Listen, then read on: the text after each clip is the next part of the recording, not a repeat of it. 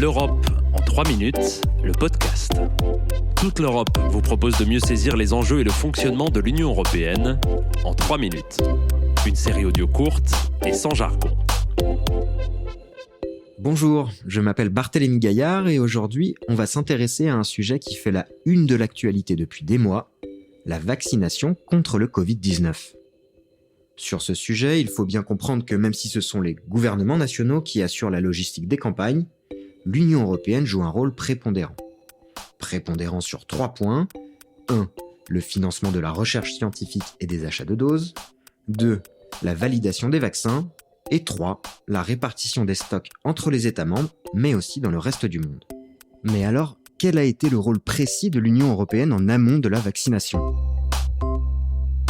Pour le savoir, il faut revenir quelques mois en arrière, en juin 2020, soit 3 mois après le début de la pandémie.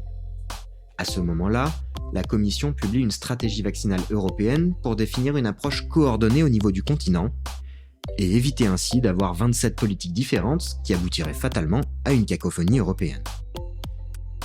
La Commission adopte donc une stratégie dite de préachat, qui consiste à financer les recherches scientifiques des laboratoires qui lui paraissent les plus avancées, en échange de quoi ces laboratoires s'engagent à fournir en priorité l'Europe, une fois la production des vaccins engagée. 4 contrats ont pour l'instant été signés avec Pfizer-BioNTech, Moderna, AstraZeneca et Janssen. Autre responsabilité européenne, la validation des vaccins. Un processus qui se fait en 2 temps.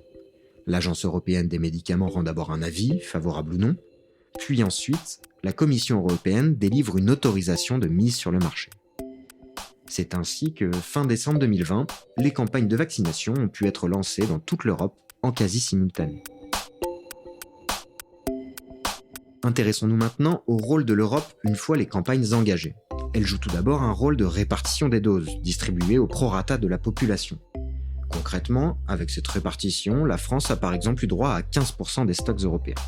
Mais la Commission s'est aussi assurée que les laboratoires tiennent bien leurs promesses, ce qui n'a pas toujours été évident. En effet, ils ont tous accusé des retards de livraison à un moment ou à un autre, alors même que certains d'entre eux comme AstraZeneca continuaient à honorer leurs engagements auprès du Royaume-Uni, qui paye ces doses plus chères. La Commission européenne a donc mis en place un mécanisme pour limiter les exportations de vaccins produits sur le continent, et en est même venue à attaquer AstraZeneca en justice. Enfin, la stratégie vaccinale européenne comporte aussi une dimension mondiale.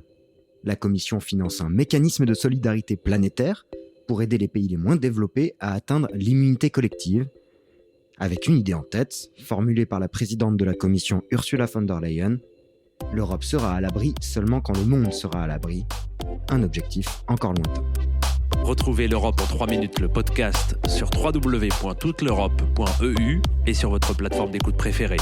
Partagez-le, commentez-le et à très vite pour un prochain épisode. L'Europe en 3 minutes, le podcast.